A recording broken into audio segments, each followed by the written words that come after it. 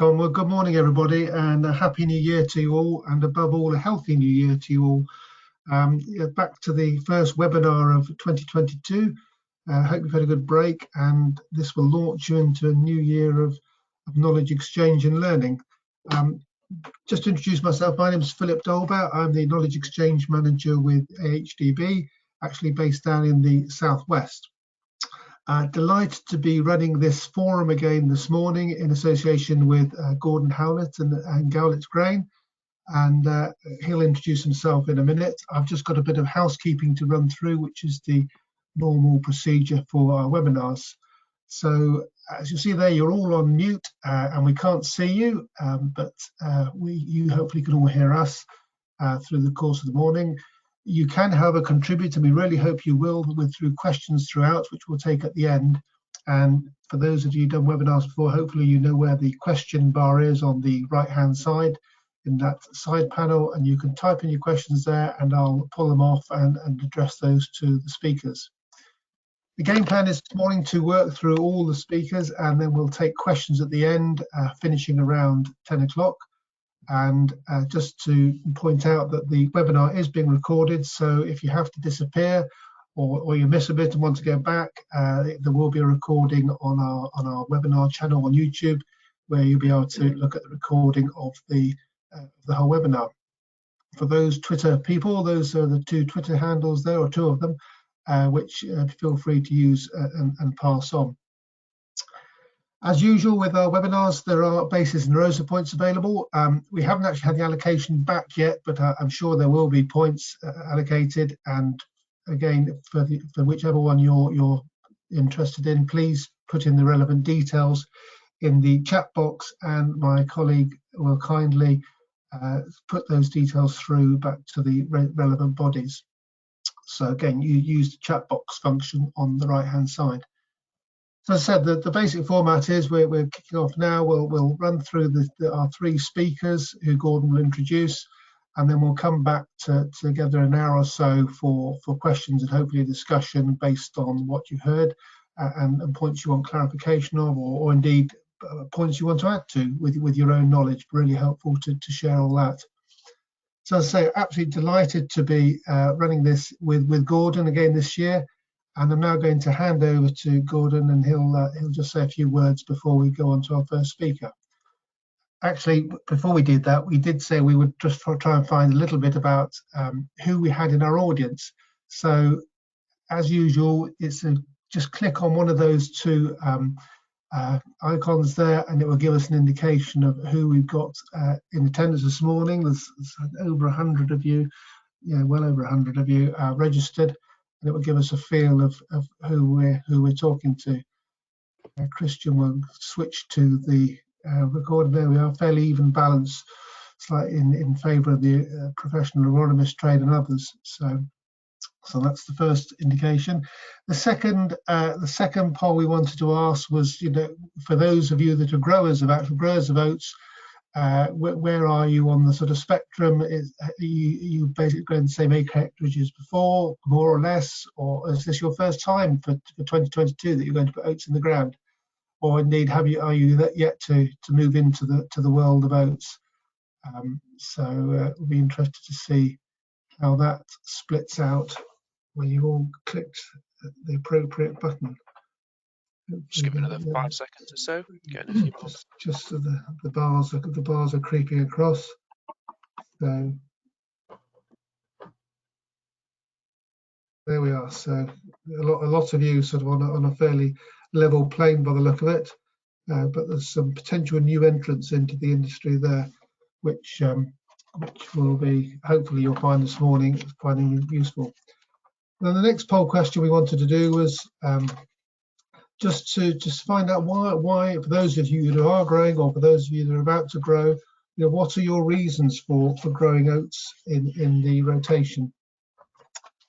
It might be both of the first two, or another reason completely, but it'd be interesting to know where people are coming to in their rotations. And that's the bars are moving across, and yes, I suspected it might be that that comes out. So probably agronomic reasons as much as anything. Interesting. And the last question. I'm sure we all hope for the best, but we fear the worst sometimes. So what would be some of your reasons, and you can click more than one here, what are your main concerns when you're growing oats or thinking about growing oats that you want to address in your management process? And the bars are zipping across, so you all found your way around this, which is good. And then the outcome will pop up very shortly. Yes, perhaps the agronomic reasons. Fairly even split across the board, I guess. And yes, some of you have obviously ticked all of them, I would imagine. So plenty to go out for our speakers there, I think, addressing all those issues. So we needn't be fear they won't be interested in the next hour and a half. So Gordon, I'm going to pass over to you now. Yeah, delighted to be with you again, and look forward to your words. Brilliant. Thank you very much, Philip, and I hope you can all hear me. Welcome to everybody. Good to see such an attendance again this year for our 5th Spring Oat Forum. We brought this discussion group together to really try and find some hard data on trialling of from spring oats. It's pretty scant, but I think the fact that we've got such a high proportion of agronomists logged on today shows that we're on the right trail. So we've got a good group of speakers for you this morning, and I hope you'll find them interesting. We haven't got a lot of time, so I think we'll push straight on. Our first speaker is Dr. Sarah Clarke, who leads the research into oat agronomics at ADAS. She's going to update us on the NOTE project, which is a 3-year project on oats, including spring oats for the first time. Also, her the Yen competition, which has had its first oat section last season, and we look to expand that for next year.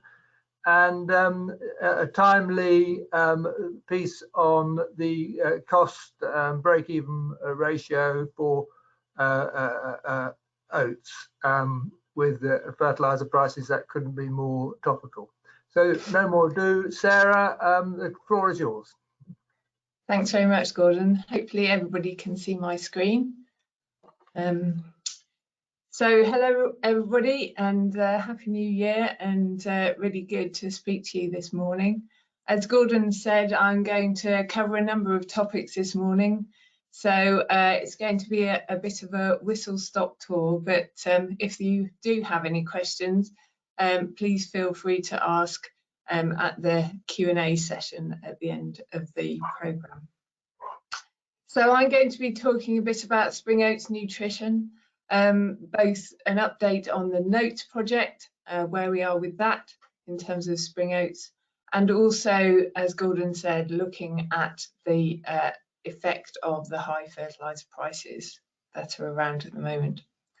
I'm also going to give you a quick update about the first year of the oats yen competition. So just to give you an idea of what we're doing on the NOTES project at the moment. So this is a project that is funded by AHDB and also industry partners, and it started in 2018 and finishes this year in May. And what we're trying to do with this project is to update advice on appropriate nitrogen rates and timings, plus we're looking at sulfur to optimise not only yield, but very importantly, milling quality of winter and spring oats. And we're really lucky to be able to include a lot of industry partners in this project, right from breeders up to millers. So we've been working on this for a number of years. 2021 was the last of the 3 seasons of spring oats trials that we had. I'm just going to concentrate on the spring oats results in this talk. And we had trials in East Anglia and in Scotland. And those trials included 3 varieties. So they were Canyon, Elian and Aspen in East Anglia, and Canyon, Elian and Conway in Scotland. We also had some trials in Lincolnshire, which were kindly hosted by OMEX, looking at nitrogen responses for Canyon and Aspen. So in these trials, we had 6 nitrogen rates or 6 nitrogen timings and sulfur treatments. We also had a trial at ADAS Boxworth in Cambridgeshire. I'm not going to talk about those results because we had a high soil mineral nitrogen in that trial, so the optimum N rate was actually turned out to be 0 when we looked at the trial, so I won't talk about that. I'll just talk about some of the trials where we had good responses. So these are the results of the Scottish spring oat nitrogen response trial in 2021.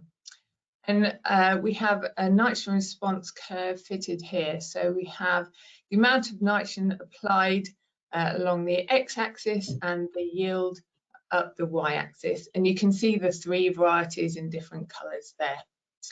So when I fitted the curve for this, although there were significant variety and nitrogen interactions, when I fitted the curve, there was no statistical justification to fit more than one curve. So you can see the one nitrogen response curve, and the big cross there shows the economic optimum N rate.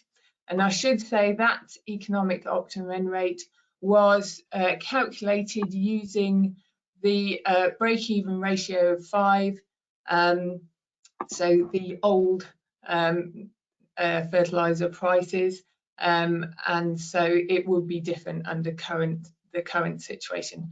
But all these nitrogen response curves I'm going to show here are with the old fertilizer prices.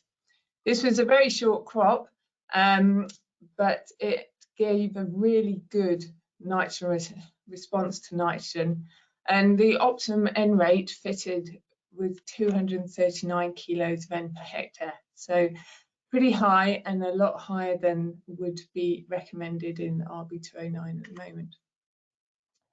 We also had trials in Lincolnshire, so this was with Aspen.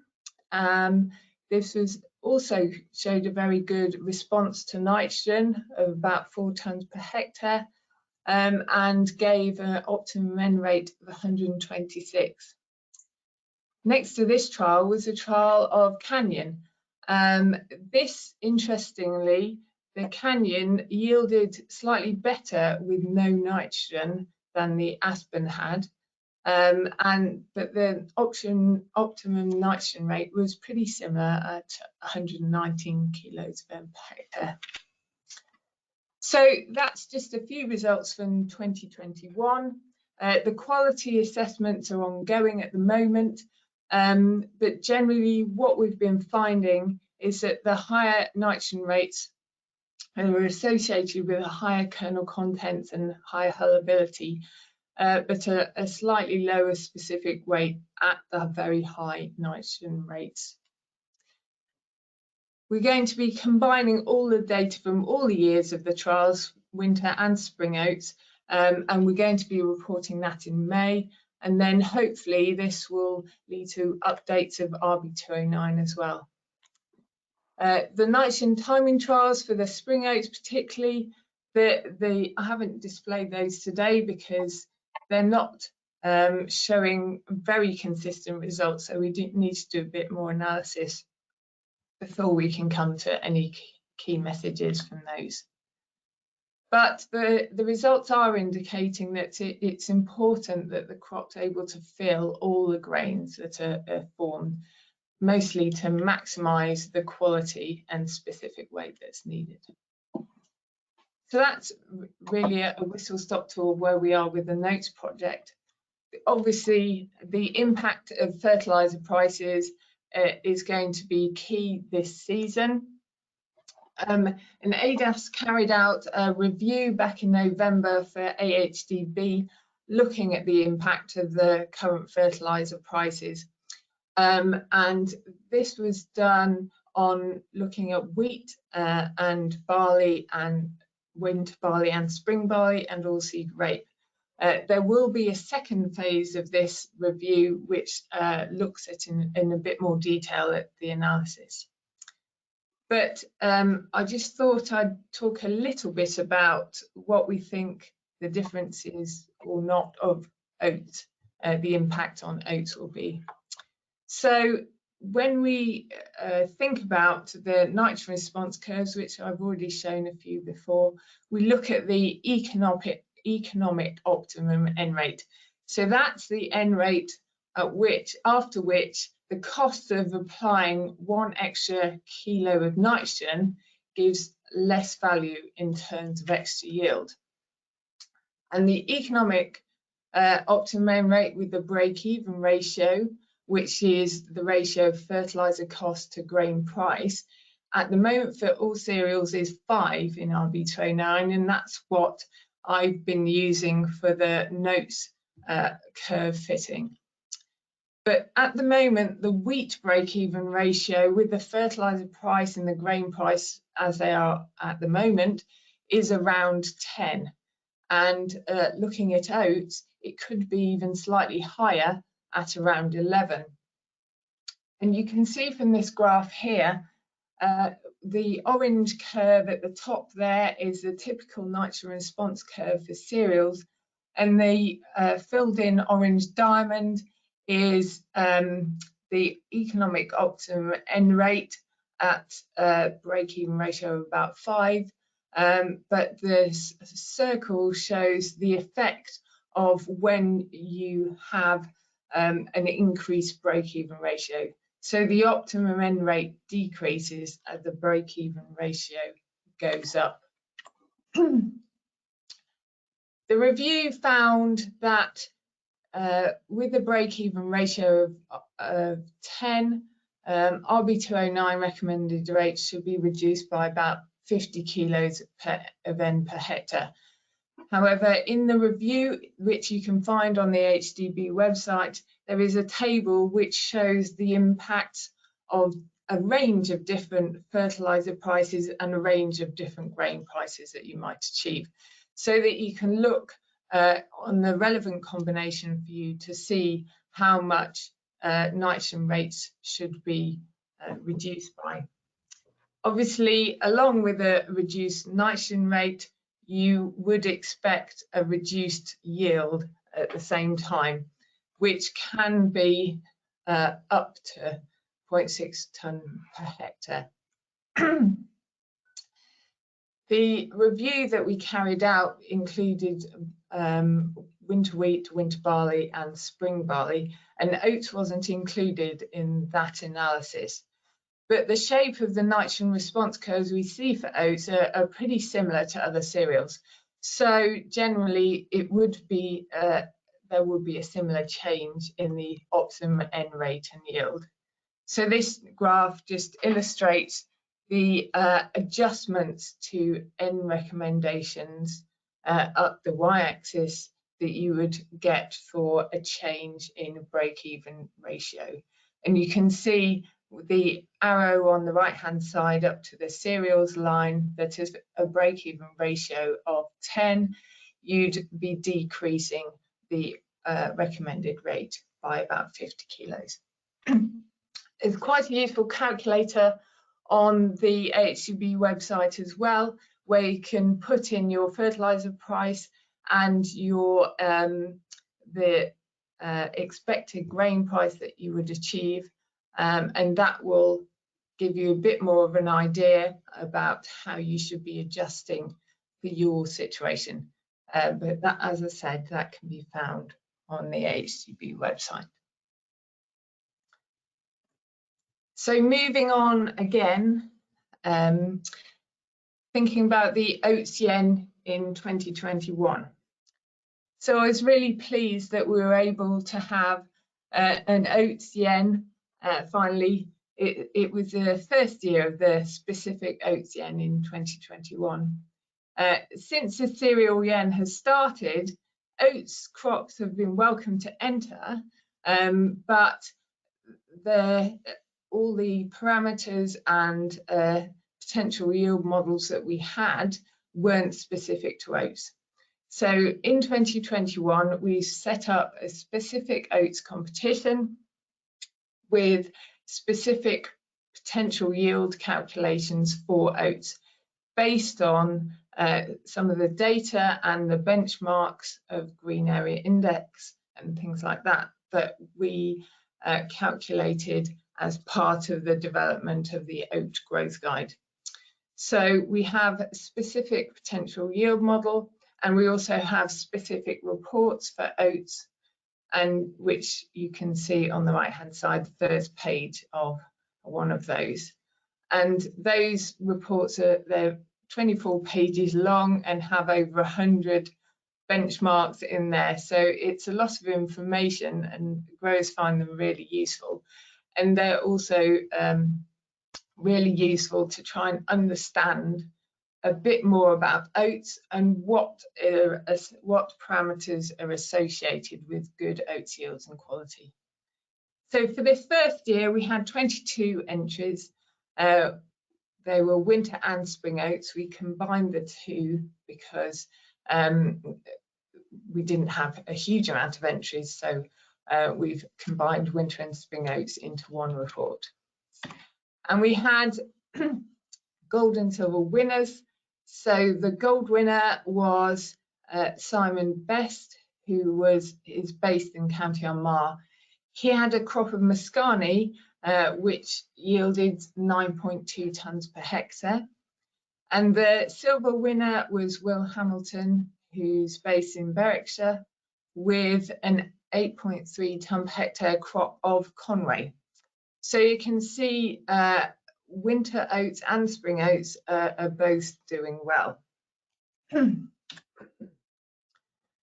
yen data that we collect throughout the season is hopefully really useful to growers to understand what's going on with their soil and their crop throughout the season, ultimately looking at the grub sample and the yields and the grains and the quality.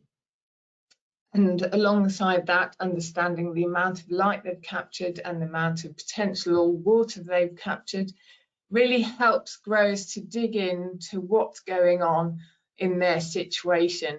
And it also helps us to understand what different parameters are associated with high yields and quality. So the growers have a soil description, there's a soil health sample that's sent off and you get the results of.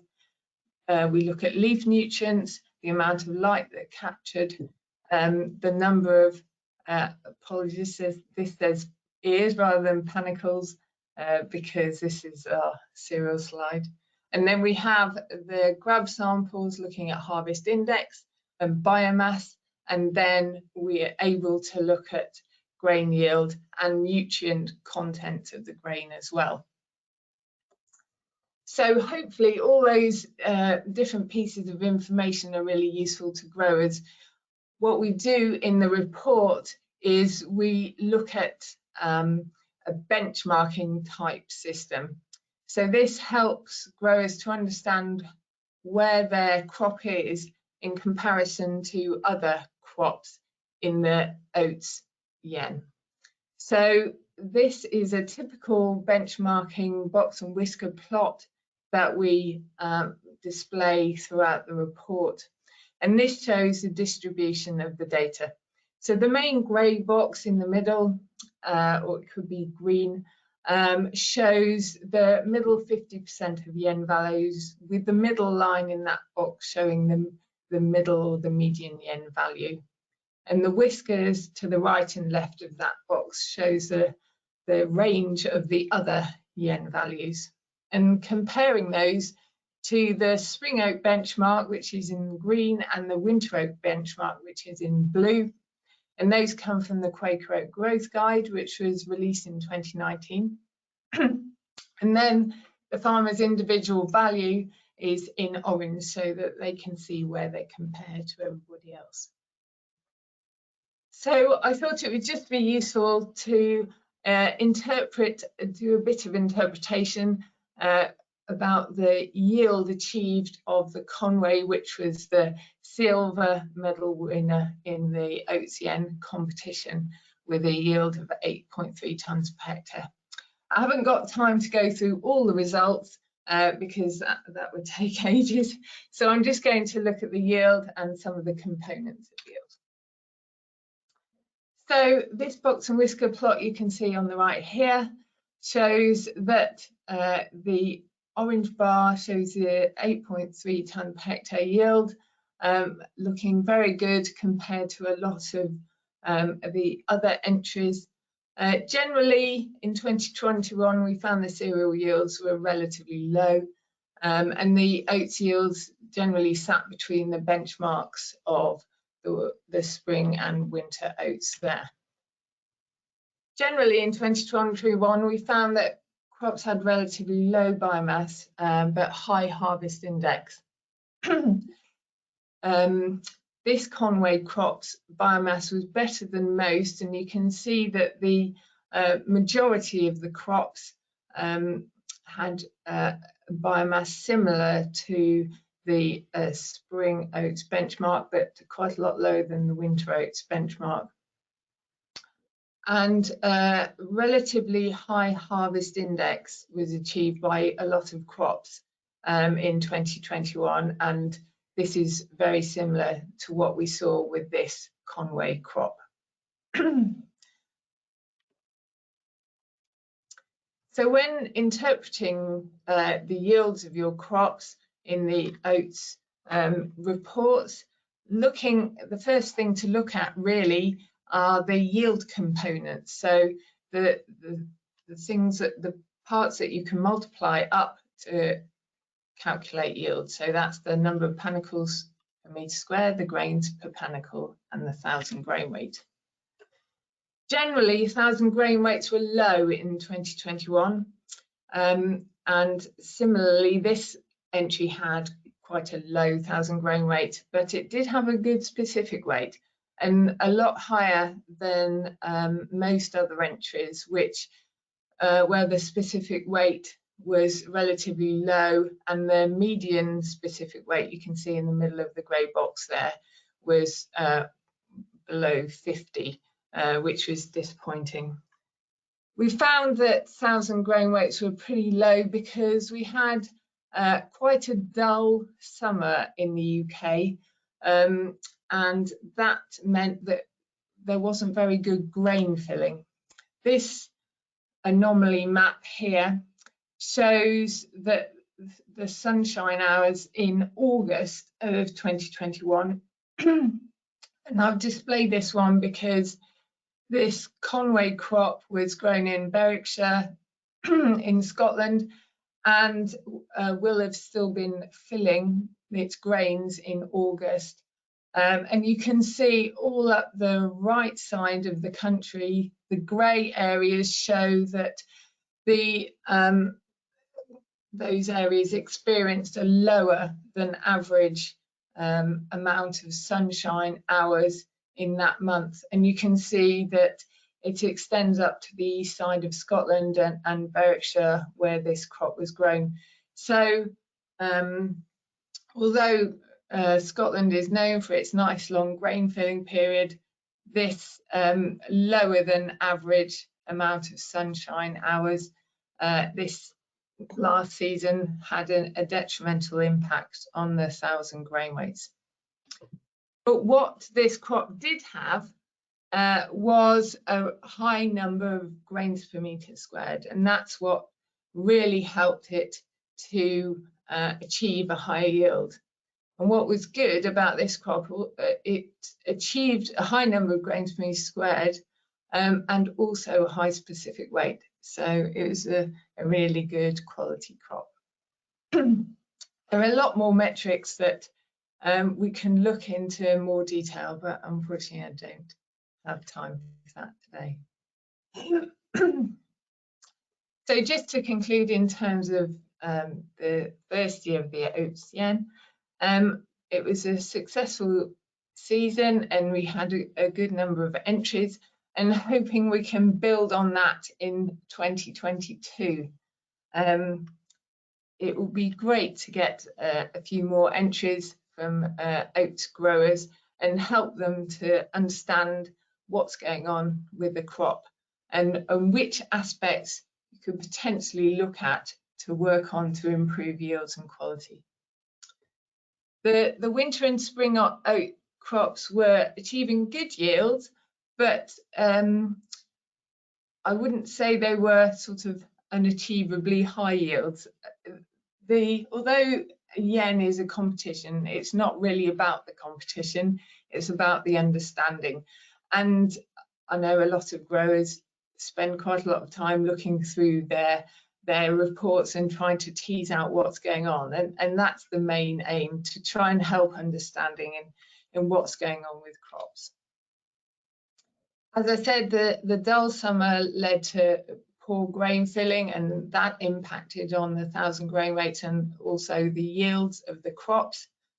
And the growers that achieved the high yields, this generally resulted from a high number of grains per metre squared. So I'm hoping to build on this initial year of oats yen, and the more data we have, the more we can understand about oats. In the main cereal yen, we've managed to gain a lot of insights on associations with high yields and good quality, and understanding what's going on with the crops and where growers can help to achieve good yields and quality. So I'm hoping as we build on this oats yen, it will really help us to understand what's going on with oats, because oats certainly need a helping hand to understand yields and quality. If you want to enter oats yen for 2022, it's open for entries now. If you just search for oats yen ADAS or cereal yen ADAS, it's actually, if you enter under the cereal yen, that's where oats yen entries goes, but it will be kept separate. And I just want to say thank you to all the sponsors for the yen, because we're really appreciative of what we can do. So I'll end there. Hopefully I haven't gone over time, but thank you very much for listening, and please feel free to answer any questions in our Q&A session. Brilliant. Thank you very much, Sarah, for another very comprehensive presentation, and a lot of information in there for us to digest. And as Sarah says, any questions, please put them in the chat box, and Philip will be sorting those out during the course of today's work, and bringing those forward to you at the end. Interesting to see those response curves for nitrogen, 239. Does that include soil mineral nitrogen as well? No, there is, excuse me, there is a low level of soil mineral nitrogen in that site. Okay. So those nitrogen rates were only the fertilizer applied. Goodness. And similar sort of yield from only 120 kilos in Lincolnshire, which is interesting too. So, and it's also reassuring to hear that oats respond in a similar way to other cereals. So on your break-even ratio calculator, so something for us to look at there. And I think there's going to be a link on the handouts page.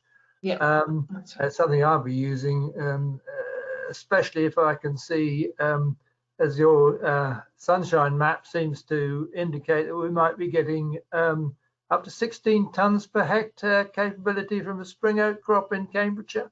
I'd love that. Well, I think, yeah, the potential yields aren't, they are based on potential from the amount of light available and water available.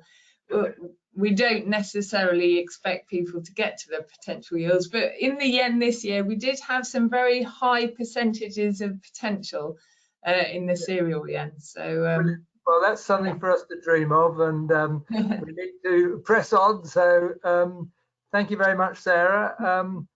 Our next presentation is from Bryn Hughes. He's taken the oat trialling sector forward and bringing out the miller's perspective, in which the success of most oat crops requires the premium from milling markets, and he's going to explain how or what the miller's looking at and some of the results of his trial. So over to you, Bryn. We've got a bit of time to catch up, I think. So. Okay, I'll hopefully share my screen. Tell me when you can see what. I can see you're getting better. Looks good. How's that? Lovely. That looks great to me. Good. Okay. Good morning, everybody. This is the mill at Bedford, and when a lorry load of oats comes into the mill at Bedford, we have to process the oats and we have to separate the kernel from the husk, and we do that with these large industrial dehulling machines you can see here on the right. And the bit we want is the kernel or the groat. That's the bit we process for food. The bits we don't want are the husk and the associated bits, and these are what we call our hulling losses. And typically we lose about 30% in hulling losses from a given oat variety, and it does vary between variety and also sometimes seasons. Additionally, some oat grains don't dehull first time, so we get a number of unhulled grains. This old variety here, no longer grown, had about 31% unhulled grains, which is a bit of a disaster. If they don't dehull first time, they have to go round the dehulling machine a second time, which is a significant cost to the mill process. Fortunately, better varieties, modern varieties like Mascani typically dehull first time every time, and that's why Mascani is one of our preferred varieties, obviously a winter variety. We're talking about springs, I know. So here's a league table of the quality characteristics based on a year's intake from our harvest 2020. We obviously haven't got a year from harvest 21, but this is a year's intake from harvest 2020 by variety. And I've put the 30% mark in here for hulling losses on the left-hand scale. And the varieties came in mostly under 30% in 2021. From harvest 2020. It was a good year for oats, and we're delighted with that. Mascani came in the best at around 27%. It's always pretty consistent around there. But the spring varieties, this is Elian, this is Canyon, had a good season as well. And in terms of screenings, which are shown on the left-hand scale, these red dots, again, Mascani, very good with low screenings. It's slightly better than the spring varieties, and that's typically what we see. We often see spring varieties have higher levels of screenings. Elian slightly more than Canyon, and in terms of spec weight, bushel weights, which is on the right-hand scale, again, Mascani, very good consistent bushel weight. Canyon has a big bold berry, tends to have a good bushel weight, and Elian we know has a slightly lower bushel weight. And the new variety, Isabel, which we saw on the recommended list a year ago, came in that year under 30%, so we were pleased with that, and very low screenings, which is great, and significantly high bushel weight for a spring variety, so we've been following that one closely. And a number of these characteristics and parameters are genetic, so they're controlled by the breeder, so we ask the breeder to try and produce varieties with low hulling losses. A number of these factors are influenced by weather, as Sarah mentioned earlier, but also some of these characteristics we think can be influenced by agronomy, and particularly with spring varieties generally performing poorer than winter varieties. That's exactly where we want to go. So we've been doing over the last 2 or 3 years some work looking at the big influential agronomic factors that we can control, things like sowing dates, seed rates and nitrogen. And looking at sowing dates in 2019 with variety Isabel, we, rather than taking the conventional March sowing date, we went earlier in February and also later in April. It was a dry year, so the April sowing wasn't terribly good that year. And when we looked at these 3 sowing dates, we also looked at 2 seed rates. So we had 200 seeds per metre squared on the left here and 400 seeds on the right here. So a low seed rate and a high seed rate, typical of the range for spring oats. And what we found was the 400 seeds tend to compete for space, so the main shoot grows a bit taller and the side tillers aren't sure quite what to do. There's less space, so they end up being spindly side tillers, and that's not what we want. With the 200 seed rate, with more space for the plant to tiller, we had 3 decent bold tillers, which goes towards the more grains per metre squared, as Sarah was pointing out.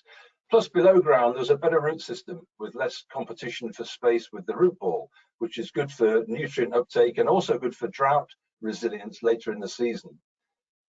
Less obvious with the March sowing, so 200 seeds, slightly bigger root ball, a bit more plant, but essentially in that year, a single shoot only in both cases. And the April sowings were both pretty poor. And that was reflected in yield. So the February sowing yielded just over 6 tonnes. The conventional March sowing yielded just under 6 tonnes, and the April sowing was half that.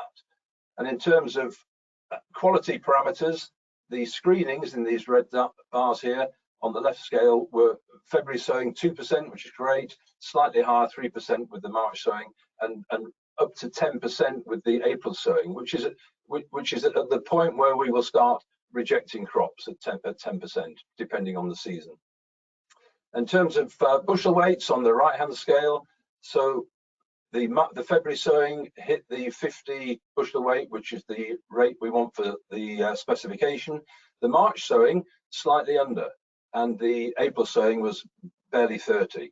And in terms of the all-important hulling losses, the green dots here on the right-hand scale, the February sowing came in at 30%, which is where we want to be. The March sowing was 35%, so that's a problem for us. And the April sowing was off the scale and a disaster that year. And we had to take in quite a lot of oats that year, which were 10% screenings and very high hulling losses. So 2020, we looked at slightly more detailed work, supplementing some of the work Sarah's been doing in the Notes project, and looked at not only seed rates, but also nitrogen rates in this trial in Lincolnshire. And we looked at 2 varieties in some detail, the new variety Isabel, new variety on the recommended list Lion from Saaten Union, and we had Elian as a standard. We had 3 seed rates, 200, 300 and 400, so a range of seed rates, and a range of nitrogen rates. So 100 kilos as a low standard rate, 120 is probably an optimum rate, and 150 for any varieties that we could increase yields with high nitrogen rates. And the timing of those nitrogens was split between a seedbed application and a post-emergence growth stage 31 application. So and we simply split those 50-50 in each case. So slightly different rates, but a 50-50 split. We also had a 0 N in there just as a measure to get the dose response curve. So in terms of yield, the blue bars are the yields for Isabel on the left, and the orange bars for Lion, and the green is the Elian on the right hand side. And you can see as the nitrogen went up from 100, 120, 150, the Isabel yields increased, continued to increase. So we didn't hit a point where it was flattening out, and yields were in the region of 7 tons. For the Lion, the yields did start to plateau out and were slightly lower, around 6 tons, suggesting that perhaps Isabel has a higher yield potential and Lion probably needs around 120, 130 kilos. and Elian was in between the two, around about 6.5 tons. The bushel weights were pretty flat in terms of response, from 0N up to 150, so we didn't see any detrimental effect at these sort of nitrogen rates on bushel weights, so we weren't hampering quality particularly. And the bushel weights for Isabel were just above 50, 51, whereas for Lion they were just slightly below 50, so slight difference in bushel weights there. And again, no real detriment for increasing the nitrogen on the Lion. And the Elian, as we know, bushel weight's always a problem for under 48, which is why we're tending to move to newer varieties. And in terms of the seed rate effect, remember we had 200, 300 and 400 seeds per metre squared. So for the Isabel in blue, the optimum looked to be around 300 seeds, but no real detriment from going down to 200 seeds. And this was sown in March. Had we sown this in February, I'd suspect that the 200 seeds would have been possibly even higher. And similarly, Lion, albeit lower yields, no detriment to having a seed rate down at 200 at that sowing date. And again, no influence across bushel weights from the different seed rates. And in terms of quality, well, there's the 30% line for hulling losses on the left-hand scale, and everything came in well under 30% in from harvest 2020. So it's a very good year for us. No major differences between the nitrogen regime. So a high nitrogen rate didn't cause a problem with hulling losses. Everything came in around about 26, 23, 24% for Isabel, and slightly better for Lion, so perhaps even slightly better quality for Lion, and no detriment to the hulling losses going up to a higher rate. And the screenings, the red bars, the red dots here, very low on this right-hand scale. They're all under 2%. The screenings for Isabel not really affected by the nitrogen particularly, and very low. The Lion slightly higher, but still under 1%. And the Elian creeping up to 1.6%. So that's a kind of league table for these three varieties. And then last year, harvest 2021, we carried on looking at nitrogen timings in some more detail. We looked at Isabel again in detail and Lion again in detail. And this time we looked at new variety Merlin, which is on the recommended list this year, and a variety called Scotty, which has been in national list for a year or two. And we had a low and a high seed rate, and we had a low and a high nitrogen, so 100 kilos and 150 kilos. And the objective this time was to change the splits between the seedbed application and the growth stage 31 application. So rather than 50-50, we looked at putting more on in the seedbed and less on later, so a 70-30 split, and swapping that round, so less on in the seedbed, 30%, and more on later at both rates. And again, we had a 0N to compare. And it's interesting, Sarah commented on the weather. Weather obviously very important, and rainfall very important for nitrogen trials. And what happened at this site when we sowed in 18th of March, which is when the first nitrogen went on, that the black bars here represent rainfall, the red is minimum temperature, and the grey or blue is maximum temperature. So we had a reasonable amount of rainfall when the crop was sown in March, went into good conditions. Then we had this spell of cold, sub-zero temperature and dry in April, which influenced many cereal crops across the country, particularly winter crops. Then it rained again in May, and our second nitrogen went on, which caught this rainfall as the crop was starting to warm up and grow. So that second nitrogen was definitely taken up, and that's shown in the results. And I would just comment here, because Sarah pointed out the dull weather conditions had an effect on 1,000 grain weight. What was very important for quality in these spring oats was this rainfall in June, and I'm quite convinced that a significant factor in improving grain quality is rainfall in June for spring oats, and we had that this year, which is why we've seen much better quality. If the sun had come out and shone a bit more at this point, we would have had even better crops with higher 1000 growing weight. There's no doubt about that. So crops grew very well despite that April. And in terms of yield, I've just selected out of the many treatments the Isabel here in blue at the 400 seed rate and the 100 kilos of N, the Lion in orange, and the Merlin and Scotty over here. So the Isabel yielded about 7 tons, just under 7 tons. The Lion was just under 6 tons, so slightly lower yields. The Merlin was similar to Lion, about 6 tons, and the Scotty in between the two there.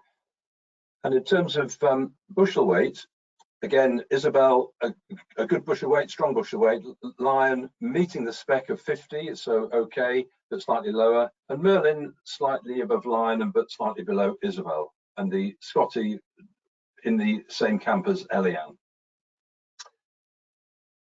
And in terms of hulling losses, well, as I said, we had a good year. There's the 30% hulling loss line. Everything came in under 30%. Isabel around 28%, and again, second season running Lion slightly better, 26%. So both very good. And the new variety Merlin similar to the Lion, as was Scotty as well. So very good. All of these 3 varieties which are now on the recommended list. The screening is on the right-hand scale. These red dots, very low again for Isabel, slightly higher again for Lion, but well under 2%, which is fine. And Merlin in a similar, in between the two, but again very low, which is great for all those 3 varieties.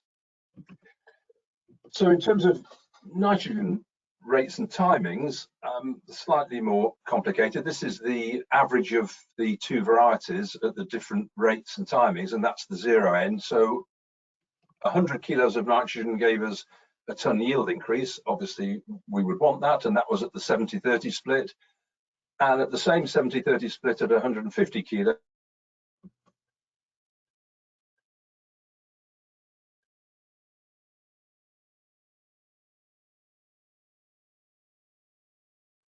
So not certain what's happened there. Have we lost you, Bryn? We may well have lost Bryn there.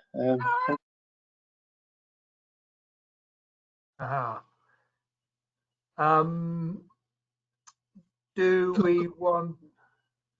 Gordon, I'll just Gordon, there's a couple of questions I've got for Sarah, which I can loop back to, which might give Bryn a chance to unfreeze. Sarah, just going back to the notes project, did you look at lodging at all in the results? Yeah, we did look at lodging. In terms of the Scottish trial, there wasn't any lodging in that. It was a pretty short crop.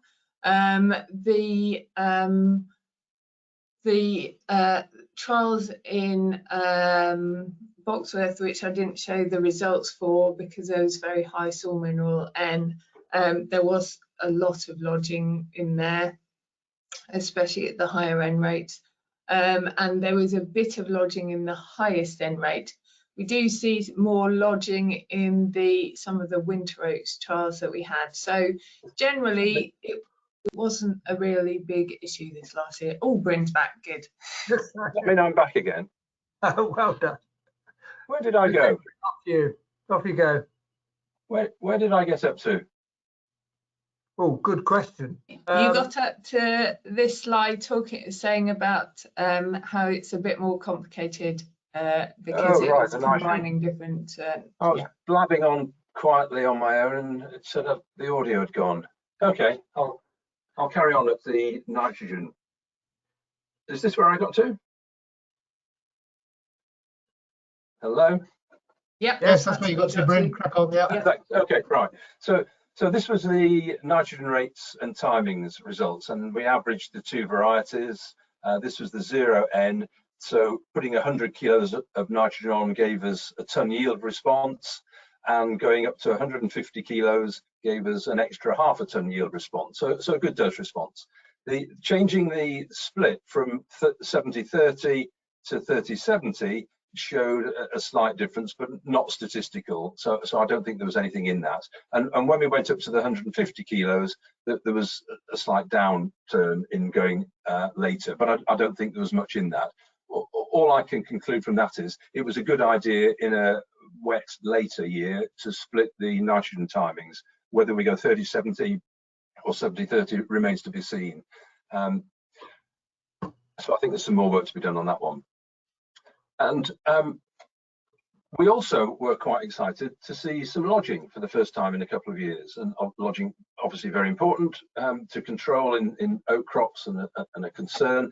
But the lodging appeared in two varieties, in the Lion and the Scotty, but not at all in the Merlin or the Isabel, or indeed the Lion at 0 nitrogen.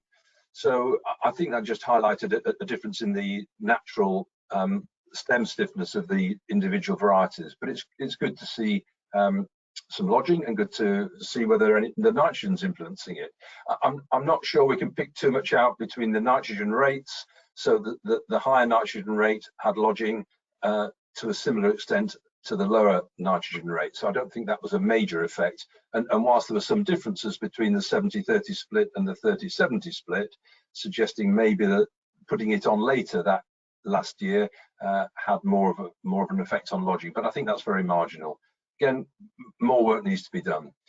So whilst we're about to move on to talking about PGRs, I think growth regulation in oats is very important and under researched. I'm looking forward to doing more in that area, but I think probably as well as variety and nitrogen being significant growth regulators, seed rate is also a significant growth regulator. So setting the crop up early is important. And this final slide here shows a trial we did looking at Elian compared to Isabel on the left, where we had some different seed rates, but no PGRs at all. So absolutely no PGRs, and all the Elian went flat. The Isabel, on the other hand, only went flat at the higher seed rate, 400 seeds, whereas the 300 seed rate was standing perfectly okay. So PGR is very important, but setting the crop up first is also very important. And I'll leave it there, assuming you can still hear me. Yes, loud and clear, Bryn. Thank you very much for that. Fantastic talk, and well done for coping with the interruption. Yeah, lots of useful information there for us to digest. Interactions between varieties and whether we put the nitrogen on and how we split it is going to be interesting. Obviously, a seasonal component in there, and of course, you can't. The only person who has control of that decision is, and the only time you have that control of that is when you're in the corner of the field about to put the nitrogen on. Because you know what the weather has been, what the field conditions are, and you've probably got a forecast to try and work with. So at this stage, it's difficult to know what's right. Of course, we can look backwards, and we're much better with the benefit of hindsight. But when you've got to do the job, you don't have that. What we do have is a chance to ask some questions in the chat box. Please put your questions in there and we'll feed those into the discussion panel later. As Bryn said, we've all had questions about PGRs over a number of years. And with a sensitive crop like spring oats, it's good to have Andrew Clunes to talk to us. Andrew's been working with BASF. Has special knowledge in this area, and he's going to explain some of the complexities of their use with spring oats. So thank you very much, Andrew. The floor is yours. Thank you very much, Gordon. So I'm Andrew Clune. I'm an agronomy manager with BASF, and I'm based down in the south, and I look after Hampshire, Surrey, Sussex, Dorset, and Wilts. So what we're going to run you through today is what are PGRs, talk a little bit about general PGR use in cereals so we can understand a little more about how they work. So I find if we understand how they work, then knowing how we can apply them is a lot easier. And then I'll go into some specifics of PGR use in oats. So you'll see a lot of information, and my job here really today is to try and whittle down some very complex plant hormone interactions into some nice takeaway messages for you. So when we talk about PGRs, what we're really talking about is anything that affects the plant hormones, which alter the way that it grows. So as you can see from here, what we have on the left-hand side is the 5 major plant hormones that are affecting plant growth. The first 3, cytokinins, gibberellins, and auxins, largely are involved about stimulating growth and moving the crop on. Ethylene and acetic acid in regards to quite often ripening and senescence, and in particular in fruits, certain triggers that create different growth stages. Now, it's not as straightforward as that when we see cytokinins affect stimulation of cell multiplication in roots, and tillers and gibberellic acids also do that, but they're happening in different parts of the plant, and they actually all interact together. So cytokinins are synergistic with auxins, gibberellins will help overcome some of the stopping of plant growth that ethylene can produce and those sort of things. So it's really quite a complex situation. And what we have available to us as agronomists and growers who want to try and manage the growth of the plant is actually a whole raft of plant growth regulators. So this is the global overview. In the top line, that's really the PGRs that are available to us in cereals, so chlormelquat, mepiquat, trinexapac, profexadiene, and also into some of the oilseed rape with butrazole. And then we also have gibberellic acids, which some of you, if you're any grass growers, might be aware of smart grass. That's a commercially available gibberellic acid, so that will actually induce growth. And then the next group down with Epifon being what's available in Turkle. So those top 3 are generally what are available to us for cereal production or grassland production. And then the group that are at the bottom, which are affecting cytokinins and auxins, they're more for the top fruit and for the specialist crops. So why is gibberellic acid, which is really what we're getting to the crux to, most of the PGRs that we deal with in cereals are trying to manipulate the development of gibberellic acid. And so this picture really says it all. As you apply a gibberellic acid inhibitor at different rates or at different timings, you can actually manipulate plant growth. So as you can see there, the untreated on the left, nice and tall, and counter that with the plant on the right-hand side, which is now actually quite small as you progress that along. If we do apply gibberellic acid, and you can get it commercially available, as I said, from smart grass in grassland, but if anybody wants to win a sunflower growing contest, if you've got children at all, you can actually buy this readily available. It'll be in a lot of plant centres. A little bit of gibberellic acid applied to a plant that's growing, and actually you can get some quite serious growth production from it. So I'm really using this to highlight what an effect gibberellic acid can have on a plant. Now, there won't be an exam on this. It's really quite complex. And the takeaway message that I want you to get from that is that we have a pathway, and there's very different pathways in a plant that can create this GA8, which is gibberellic acid, and that it takes part in different parts of the cell. So it's taking part in the plastids, the endoplasmic reticulum, and the cytoplasm.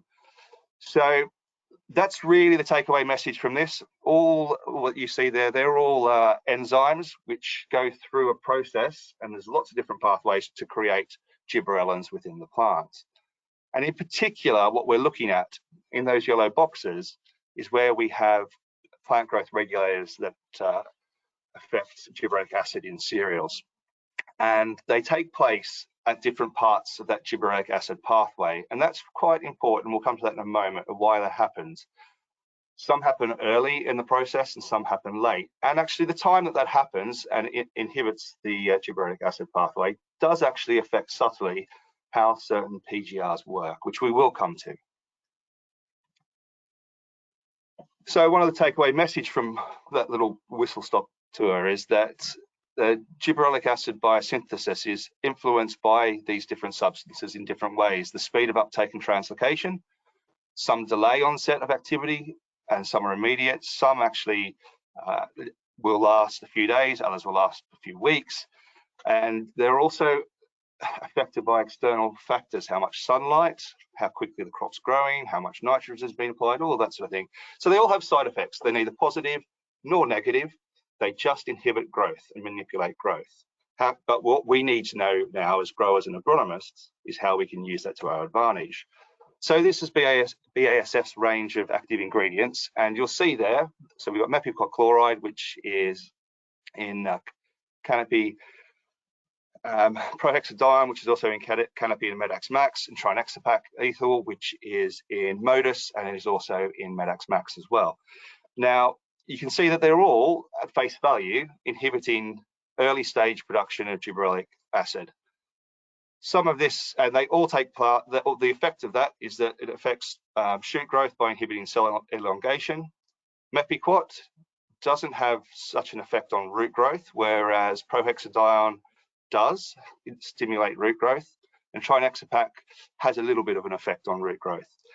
The activity per gram, you can see there that mepicot chloride is actually lower than prohexadione and trinexapac, and that they all have uptake through the leaves, but only mepicot chloride has some uptake through the roots.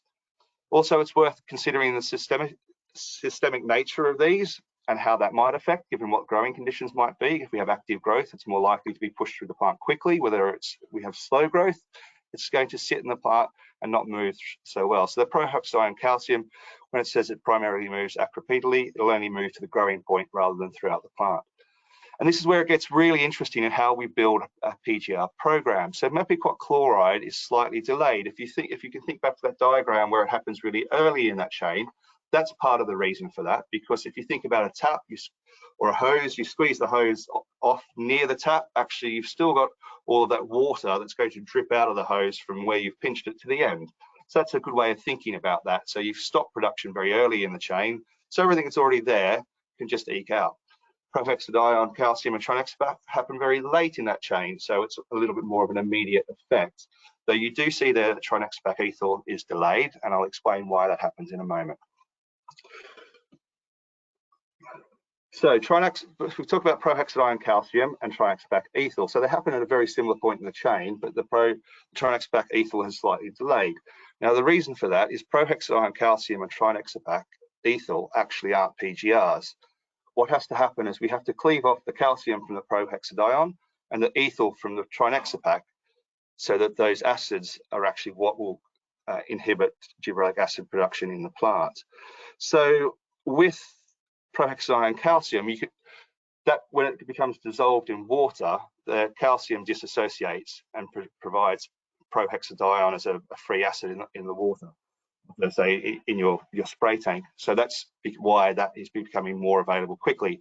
Hard water conditions can cause issues with that, which is quite often why we suggest Canopy exchange or another water conditioner being used with Canopy. However, in the Medax Max, because it's a granule, we can actually have an inbuilt water conditioner that becomes available immediately in contact with the water in the spray tank, so it's actually available earlier. With trinexapac ethyl, this is a metabolic process.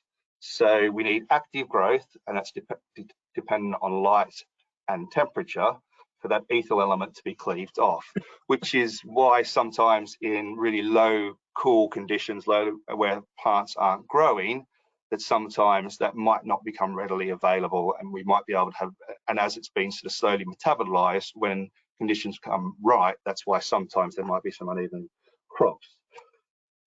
They do.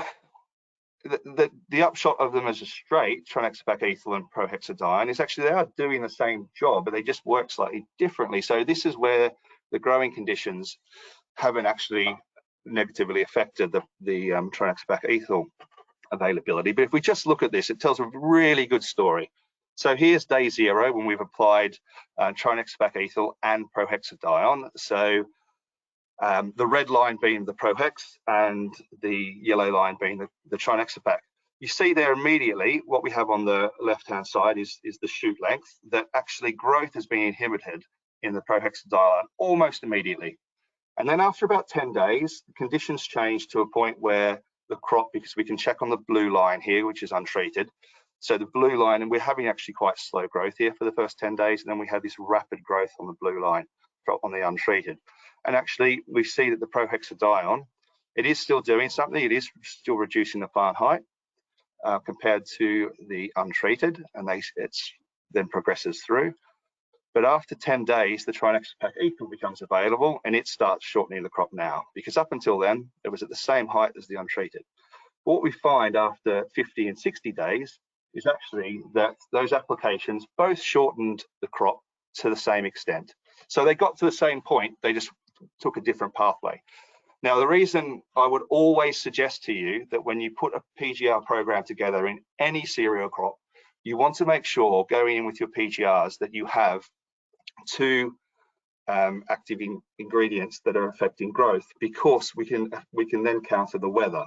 We don't know what the weather's going to do next. And actually this sums it up perfectly. So this is from Medax Max, Prohexadione, calcium and Trinexapac. And if we look at the temperature ranges that works over, we can see that we're actually sort of, if we think about hedging our bets, we're covering a lot of what the future weather might be. So why use PGRs? Well, primarily they're a tool for managing lodging risk. And how we're going to manage that is through shortening the stems. And we can see here a good example of treated versus untreated.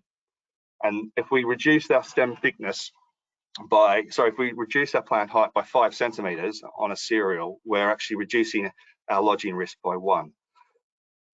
Wall strength, the greater the wall, both the size of that wall strength, the wall of the plant tissue, and also the diameter of it will help reduce it. So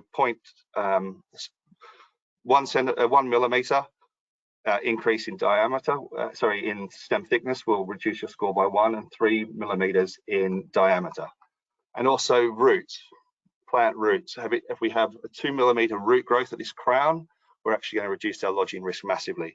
But also you can see there that the untreated versus the fully treated, we're seeing an increase in root mass, and also with root mass, as we look at the spread of it. And why that's important is what we call the convex hull. So how far the roots spread, because actually plant roots with some elements and some nutrients can be a little bit lazy, like phosphorus is only 4 to 6 millimeters from the roots to scavenge phosphorus. So the greater that root mass, we can cover more ground and absorb more nutrients. And some of these dissolved ions, the trace elements, actually they'll scavenge from quite a fair distance. So we need a greater root mass if we can achieve it. So observations from Springo Trials, the first is that they are first and foremost a tool for managing lodging risk, because benefit over lodging, yield benefit over lodging, we don't often observe. And actually NIOB TAG have noticed that. If anyone's a member, if you look through your members book, you'll see that they've done 6 trials over 3 years, and that there hasn't been a yield reduction. There's only been a few instances of yield reduction, always when very high rates of PGRs have been used. However, we're not seeing any consistent yield benefit in absence of lodging. And this sums it up quite nicely. So this is just one application of Chlormequat without a fungicide. And then where we have 1 PGR, it's a solo application, one timing, rather than 1 PGR, but there's, in all instances here, there's 2 active ingredients in the tank.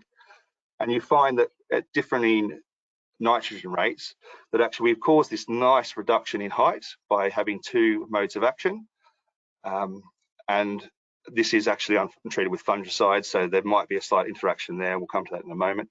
Certainly that's where we see the yield increase from this would have been a relationship between the fungicide treatment rather than the PGRs. But in this second application, so where we've had 2 applications of PGRs, we're seeing a step on with that height reduction. Now the yield uplift from the fungicide here is statistically different, so we see a nice uplift. But I know there's a slight upward trend here. But actually, what we're seeing is from an application of 2 PGRs, from 1 PGR, this is not a statistically different yield. Okay, so we're not affecting yield by going twice. Bracklene is a really interesting story, especially with the fungicide, in that an application of a xemium-based fungicide. So in this case, it was Adexar, and we see the same when we use Revastar. We're seeing instantly where we have our Chlormequat here without any fungicide, a nice reduction in Bracklene. So nearly every single plot brackled, but only 42% of plots brackled once a xemium-based fungicide was applied, which is quite nice. When we start using 2 PGRs, so these programs were the same other than a second application of a PGR, we see that Bracklene reduction massively. from 40% down to 10 and 7% depending on the nitrogen rate. And to take that just a little step further in terms of what those single applications versus one application is. So this was in 2017. It was only a single trial on Elian, but canopy at T1 with the same fungicide program, and we can see there we've got differing nitrogen rates. That the crop height was at about 100, a bit over 100, 107, I think it works out at in the 160 kilo plot. But when we split those of having 0.6 of canopy at T1 and 0.6 of canopy at T2, and in this case it was growth stage 32 followed by growth stage 39, we have a nice reduction in height, that 5+ centimeters, so we're helping with our lodging risk, but we're not affecting yield, and we've actually got some yield increases here. In the 160 kilos, it was actually statistically different. In the 120, it wasn't. So, just a few minutes, Andrew. Lower dose rate. I'm just about there now. Split applications are often little and best. We haven't talked about specific weights, and I'll be very quick with this because I think it will lead us into our questions very nicely when we talk about quality. Specific weight, I think we need to do a lot more work on it, and there is an observation both from the NIAB members plots where they had over 51 plots and observed that in 19 instances that the application of high dose rates of PGRs actually negatively affected specific weights, and we've observed that in our trials as well, that high dose rates can negatively affect specific weight. However, in all the trials that I've seen, I've gone through over 10 trials in looking at this for spring oats, which is actually quite a reasonable size given the lack of data that's about. There was only one of those trials where the untreated specific weight was over 50 to start with. They were all below the minimum spec for milling. So to summarize very quickly, and then I'm done, PGRs, best advice, use them earlier rather than later. Once you've got height there, you can't take it away. Avoid using high doses of firefighting, which is late applications, split doses of best, and do not include any herbicide with any PGR in spring oats. And that's me done. Thank you, Andrew. Well done. Sorry to rush you at the end there. Great presentation. We're all there. I was just about there. I understand now why I'm doing my job and you're doing your job, but yeah, great presentation. Look, I've got a shed load of questions here, and if I don't get to everybody, I'll put them to the speakers afterwards, and we'll email you back with answers to your questions. But we'll try and get through as many as we can. Most of you have found, just to remind you, most of you found the chat function and putting your bases and rows of points there, so great for that. We'll sort those. And as I say, we've got plenty of questions, so that's working as well. So question, Sarah, just going back to you, on the Conway yen crop, do you know what the nitrogen application rate was by any chance? Oh, it was on mute. I don't know off the top of my head what that was. I can find it out. But, okay, perhaps we'll come back to that one. And I guess a sort of follow-up nitrogen question. The Boxworth trial that you didn't put in because it had a high soil mineral nitrogen, what happened there in the end, actually? Well, the soil mineral N, based on the sort of previous crop and things, we placed the trial there because we thought it would give a good response, but actually when we did the soil mineral N test, it came back a lot higher than we thought. There was no response to nitrogen at all. So all the yields were similar, and actually with the high lodging at the high end rates, there was a reduction in yield. So there was no benefit. We find that sometimes in some nitrogen response trials where we have a zero optimum end rate. Yeah. Okay, thanks, Sarah. Bryn, picking up on Andrew's point about specific weights and PGRs, and it's been picked up as well by Simon. Have you got thoughts on that as the relationship between PGRs and specific weights and the yield? I don't have any data on that. It's interesting to see Andrew's data, but one concern I would have would be applying PGRs too late And it was good to hear Andrew say you should go early. And despite the fact that the recommendation, I think, on the label allows you to go with canopy, for example, up to grow stage 41, I wouldn't really want to be doing that on a crop. And Andrew's kind of confirmed that. And we have seen some detrimental effects, just physical scorch to crops when PGRs are applied late. So I completely agree. Don't apply them too late on a spring crop that grows very, very quickly with very little wax on it. So I endorse all his points. But yeah, lowering specific weights, I think it does need, or specific weights generally, does need more work doing on it. And one thing to think about in this is how people measure specific weight, or not necessarily measure it, but on what they test. We do our specific weights on the grain that comes in the lorry from the field, but there are a lot of including the recommended list do tests on cleaned crops, which are quite different. So you need to do both on the clean crop and also the raw crop to get the real results. Okay, thanks, Bryn. And while you're talking, just picking up on the picture of Isabel and different sowing dates and an impact on lodging, is there a case for reducing seed rates for early sowings?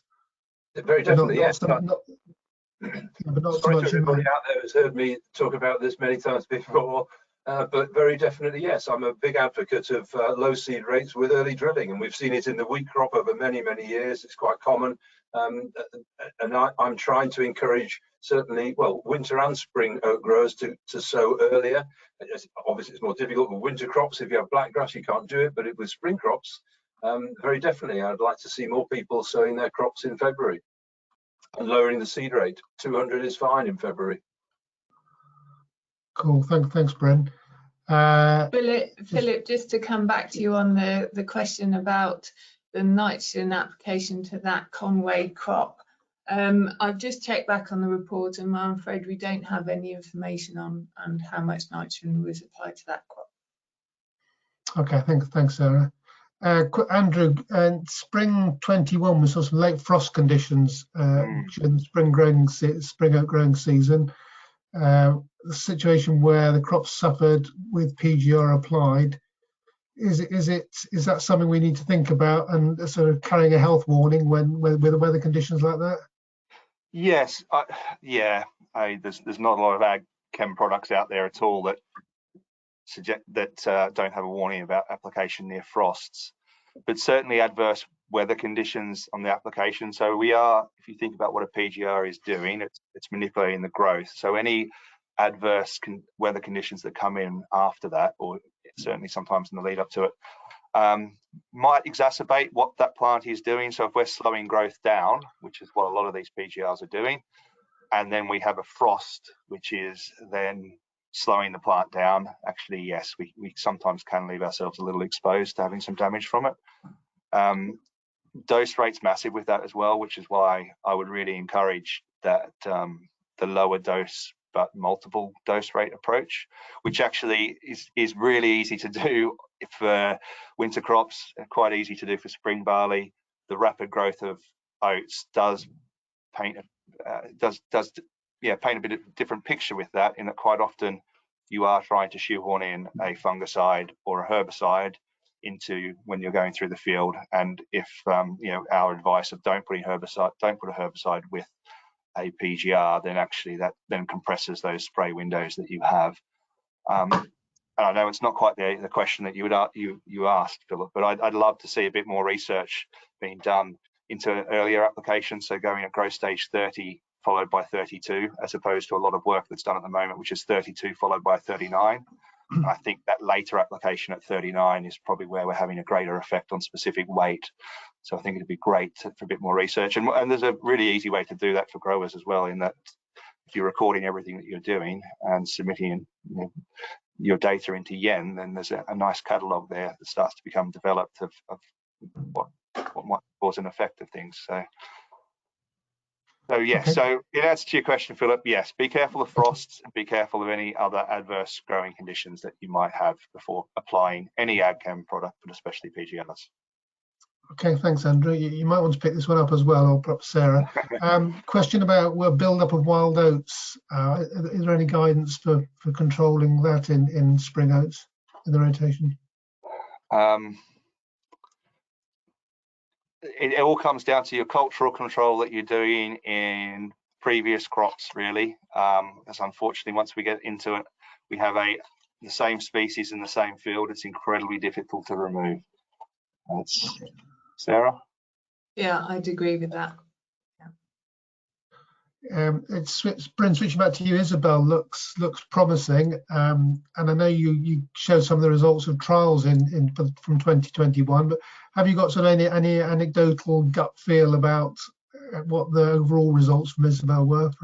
I know you haven't got the official statistics yet, but well, yeah, Isabel's on the recommended list now, and the work that I've done ties in with a lot of that. So Isabel ticks, 9 out of the 10 farmer-friendly boxes, if you like. It's got better yield than some spring varieties that we've been used to growing. It's got better bushel weight, certainly, and lower screenings, and that comes out on the recommended list. And I've seen that in trials as well. That's fine. And as I say, they're very farmer-friendly boxes to tick. But from my point of view as a miller, in the last couple of seasons, it's come in very well from a hulling loss point of view and screenings point of view. But the hulling losses is a difficult one because everything did well in the last 2 years. So I'd like to see it in a difficult year. We might find in a very hot, dry year like we had in 2018, 2019, it might have higher hulling losses. But I suspect we could probably control some of that with some of the agronomy that I talked about, and that's again where we need to look in more detail. Okay, then staying on varieties, is Merlin going to be included in 2022 trials, you and Sarah? Yes, it's a promising, interesting variety. Sarah, do you know if it's been included in your trials? Or? Well, the reason we've included the varieties in our trials, we decided to go with consistency. So we haven't got any trials going in this time with Merlin, but I'm assuming it will be in the recommended list trials. Okay, I think so. And then Sarah, another question for you. Do you know what the PGR programs we used in the trials? They were certainly split dose PGRs. I think they included canopy. They did vary by site slightly, but we tried to make them as robust as possible because we were trying to avoid any lodging. And then Sarah, another question here on nitrogen rates. With the current fertilizer prices, which you've touched on and pointed to the AHDB calculator sites, what would you recommend being the optimum nitrogen requirement for spring oats and timings? Well, yeah, that's a difficult question because I don't know the particular situation. It would very much depend on your own situation and previous cropping, etc. In terms of timings, it is tricky because if you look at RB209, there actually aren't any recommendations for timings in spring oats, but I think getting some in the seed bed, probably about half of your total N in the seed bed to get it going is probably a good thing to do, obviously depending on your situation, but I think generally some in the seed bed to get things going would be a good start. Okay. I think I'm just conscious of time and pressure. I think I've answered a sort of majority of questions, as I say, those that have covered main areas. So I'll probably draw it to a close there. And for those of you that haven't specifically asked your questions, as I say, I'll put them to the speakers and we'll email you back the answers. So just thought it'd be interesting at the end of that to have a couple of quick poll questions to sort of get a feel of the impact. So this first question is, having listened to the last hour and a half or so, are you feeling, I guess for those that are thinking about growing oats, are you feeling more confident, or is it still a question mark over the crop, which we need to look into further? So if you quickly click away there, we'll get a response back to that question. And yeah, that's positive. So well done, speakers and everybody. That looks like it's ticked a box for a lot of people.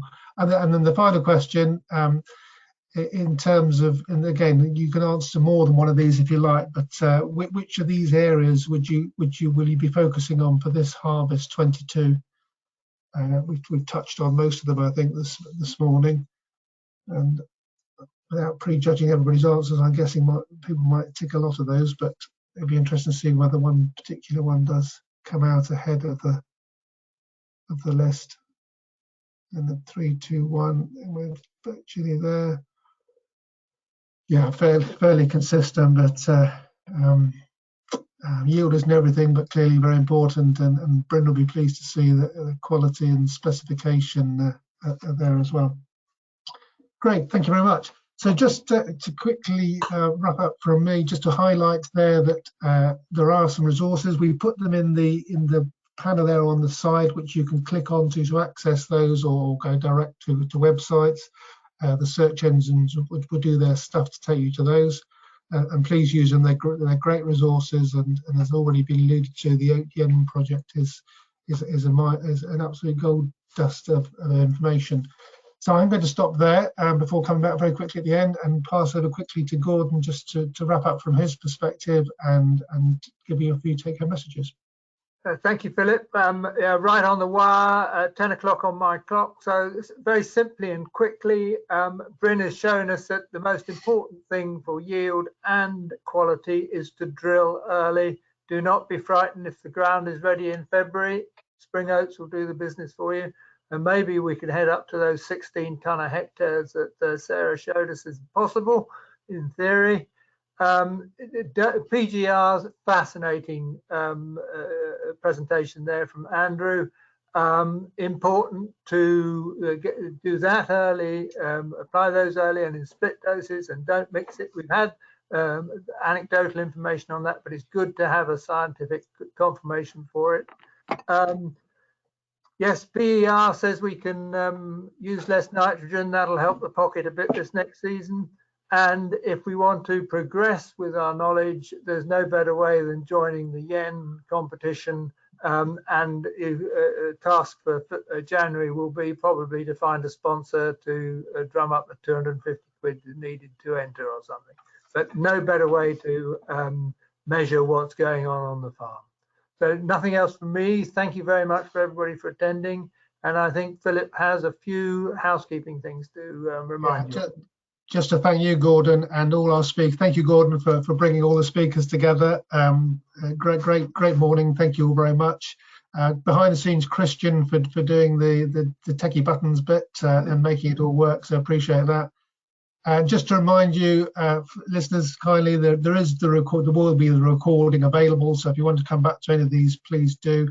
And as ever, we would really appreciate it if you would just take a few minutes to complete the survey afterwards to give us even further feedback than you already have. So it just remains for me to say thank you very much for joining us this morning. I hope you found it, well, it sounds like you found it useful. There's been a lot of information to digest. Enjoy the rest of your days. If you've got any further questions, there's my contact details and Gordon's there, so please don't hesitate to touch base with us, and we'll take your questions further. But for now, thank you very much. Enjoy the rest of your day, and happy spring oat growing. Thank you.